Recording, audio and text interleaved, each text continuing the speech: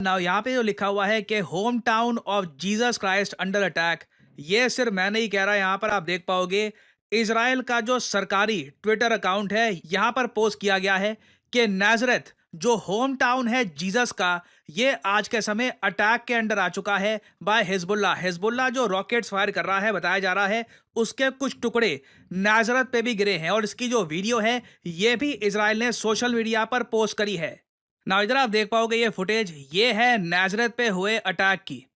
एक बहुत ही बड़े इलाके में यहाँ पे आग लग चुकी है। और अगर यहाँ पे आप सोच रहे हैं वेट, क्या हिजबुल्ला ने जेन्युइनली उस जगह पे रॉकेट बरसाने स्टार्ट कर दिए हैं जिसको कहा जाता है the home town of Jesus Christ? देखो, मैं यहाँ पे पहली बात तो ये क्लियर कर दूं, जीसस क्राइस्ट का जन्म नाजरत में नहीं हुआ था। जीसस क्राइस्ट का जन्म हुआ था बेथलेहम में। बेथलेहम सिटी आज भी फिलिस्तीन के अंडर आती है। एटलीस्ट इंटरनेशनल बॉर्डर की अगर हम बात करें तो वो फिलिस्तीन के पास है। नाजरेथ वो शहर है जहां पर जीसस क्राइस्ट ने अपने बहुत सारे जो मिराकल्स है, बताया जाता है, वो किए थे। और आप देखोगे काफी बार जीसस क्राइस्ट के बारे में जब क्रिश्चियनिटी में बात होती है तो ये कहा जाता है कि ये थे जीसस ऑफ नाजरेथ, क्योंकि जो इनकी लेगेसी थी, जो भी इन्होंने काम किया था, उसका बहुत ही बड़ा पोर्शन नाजरेथ शहर में डॉक्यूमेंट किया गया था। तो नाजरेथ शहर में मिसाइल गिरना, बॉम्ब्स गिरना, आग लगना, ये देखिए काफी चिंताजनक बात है। इंटरेस्टिंगली, नाजरेथ शहर में आप अगर आबादी देखोगे तो 70% यहाँ पे आबादी मुस्लिम फेथ की है, 30% क्रिश्चियन है। जुदाइज्म फेथ के लोग नाजरेथ में आपको बहुत कम मिलेंगे। और इसलिए इजराइल इंटरनेशनल कम्युनिटी को यह बता रहा है कि देखिए, हिजबुल्ला आज के समय इजराइल के नॉर्दर्न एरियाज पे अटैक तो कर रहा है, बट इसी बीच एक बड़ा अटैक होता है नाजरेथ पे, जहां पर 70% मुस्लिम पॉपुलेशन रहती है। और अगर आप सोच रहे हैं कि क्या हिजबुल्ला ने स्पेसिफिकली नाजरत पे ही अटैक किया, तो नहीं। पूरा नॉर्दर्न इजराइल आज के समय हिजबुल्ला के अटैक झेल रहा है। यहाँ पे आप देख पाओगे ये फुटेज, ये इजराइल की सरकार ने पोस्ट करी है। ये मिसाइल के अटैक के बाद का दृश्य है, इधर आप देख पाओगे ये डैमेज किया है हिजबुल्ला के मिसाइल्स ने, हैवी डैमेज हुआ है। और आप इमेजिन कर सकते हैं अब यहाँ पर जो सिविलियन पॉपुलेशन है लंबे समय तक वापस नहीं आने वाली, क्योंकि एक डर बना हुआ है कि कब हिजबुल्ला अटैक कर दे, कब क्या हो जाए, कुछ पता नहीं। और अगर यहाँ पे आप पूछ रहे हैं कि हिजबुल्ला इतना बड़ा अटैक नॉर्दर्न इजराइल पे क्यों कर रहा है, रीजन इसका बहुत ही सिंपल है। पिछले कुछ दिनों में आप अगर देखो तो लगातार इजराइल ने हिजबुल्ला को बहुत बड़े झटके दिए हैं। पहले तो पेजर अटैक, फिर वॉकी टॉकी अटैक, फिर लेबनान की कैपिटल बेरूत में जहां पर हिजबुल्ला के कमांडर थे, एक नहीं दो नहीं, बताया जा रहा है 10 से भी ज्यादा कमांडर थे, वहां पर ये मिसाइल मार के आ गए। कई हिजबुल्ला के कमांडर्स मार दिए। इस सब के बाद दुनिया एंटिसिपेट कर रही थी कि हिजबुल्ला कहीं ना कहीं रिटेलिएशन करेगा। बट सरप्राइजिंग बात यहां पर यह है कि हिजबुल्ला ने जो भी मिसाइल्स मारे हैं ना, किसी पर्टिकुलर एक टारगेट को ध्यान में रख के नहीं मारे। ऑलमोस्ट आप कह लीजिए ये एक वाइल्ड अटैक था। बस पूरे नॉर्दर्न इजराइल को, हाइफा के आसपास का सारे जो इलाके हैं, वहां पर हिजबुल्ला ने बस ब्लाइंडली बहुत सारे मिसाइल्स बरसा दिए हैं। इजरायलीज भी इसलिए काफी हद तक सरप्राइज हो गए थे। कई जगह जहां पर आयरन डोम सिस्टम डिप्लॉय नहीं किया गया था, वहां पर भी मिसाइल गिरे गए हैं। और इंटरेस्टिंगली, ज्यादातर जो ये मिसाइल गिरे हैं ये ईरानियन मेड हैं। जी हाँ, ईरान ने भी देखिए रिसेंटली एक नए टाइप का मिसाइल दुनिया के सामने रखा है। इस मिसाइल का नाम है जिहाद मिसाइल। लिटरली मिसाइल का नाम है जिहाद। ये एक सॉलिड फ्यूल बैलिस्टिक मिसाइल है। 620 मील का इसका रेडियस है। और कोई बड़ी बात नहीं है, बहुत ही जल्द ये मिसाइल सीक्रेटली ईरान हिजबुल्ला तक भी पहुंचा दे। अब यहाँ पे आपका एक सवाल आएगा कि अगर ऐसे ही कॉन्फ्लिक्ट बढ़ती गई, क्योंकि ऑब्वियसली अब इसराइल भी इसका जवाब देगा, हिजबुल्ला की तरफ से ऑब्वियसली एग्रेशन बढ़ता रहेगा। एक लार्जर कॉन्फ्लिक्ट की जब हम बात करते हैं तो वहां पे क्या हो सकता है? देखिए, आंसर बहुत ही सिंपल है। आज से कई महीने पहले यूएस इंटेलिजेंस ऑफिसर्स ने मीडिया को बताया था कि वर्स्ट केस सिनेरियो ये लोग ये मान के चल रहे हैं कि रशिया हो सकता है हिजबुल्ला के सपोर्ट में खुल के आ जाए। जी हाँ, रशिया।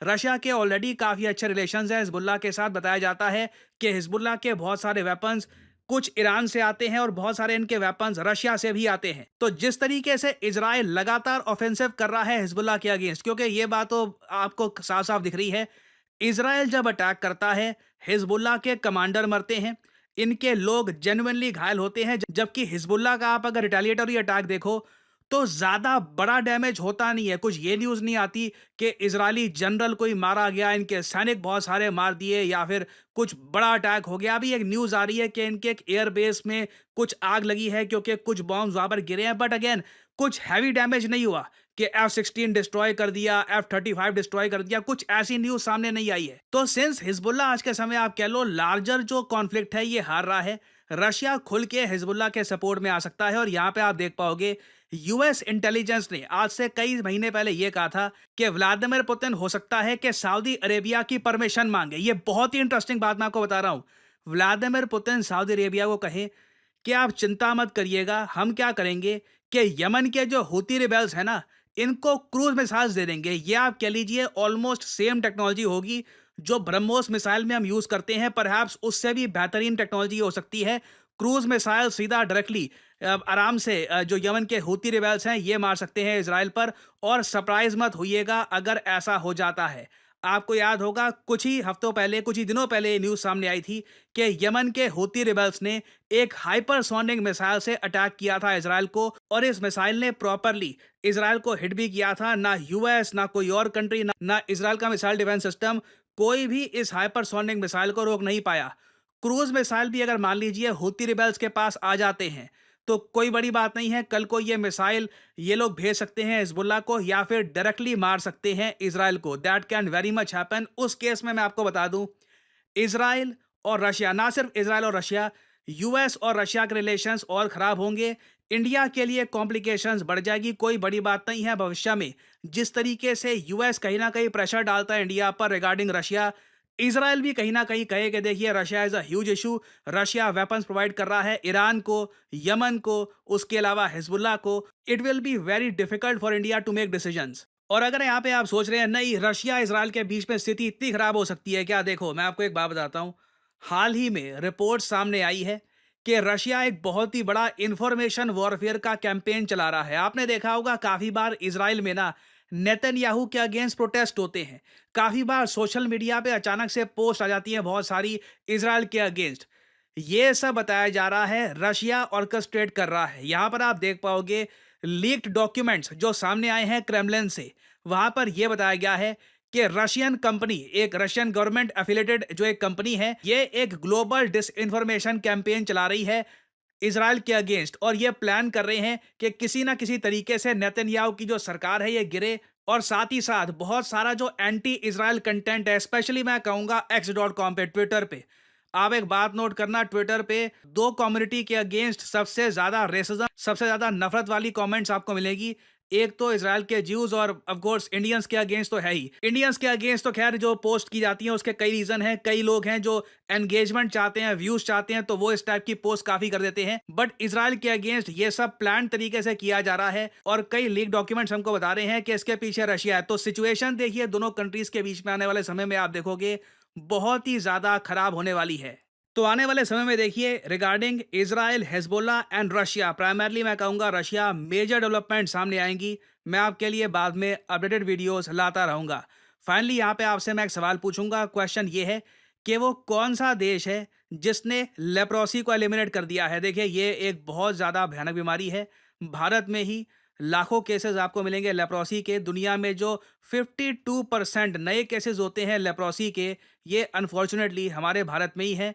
बहुत ज़्यादा खराब बीमारी है। कभी गूगल इमेजेस पे जाके सर्च करिएगा लेप्रोसी पेशेंट्स, आप लिटरली कानों को हाथ लगाएंगे and you will feel very sympathetic towards the patients.